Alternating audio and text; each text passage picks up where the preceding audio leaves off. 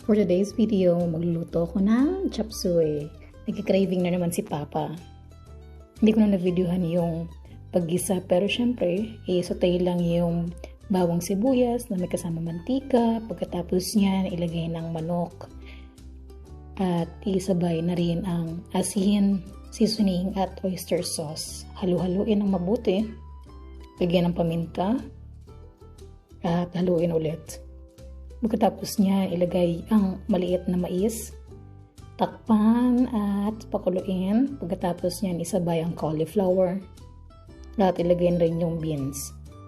Kapag sa tingin nyo kulang ang tubig, lagyan nyo na ng konting tubig para magkaroon ng konting sabaw. Hintayin nyo munang maluto yung mga vegetables. Haluin ulit ng mabuti at takpan at hintayin ng mga few minutes. Pagkatapos niya, nilagay ko na rin yung mga natirang vegetables katulad ng carrots, sayote, cabbage, at bell pepper. Hintayin lang natin maluto ang mga vegetables hanggang maging half cook. Ilagay na rin dyan ni Papa yung cornstarch na may tubig at quail eggs. Ayan si Papa na nag-volunteer para maghalo ng mga gulay para sa chop suey natin. Ito na ang aming lunch for today. Masustansya at masarap. Chop suey. Enjoy!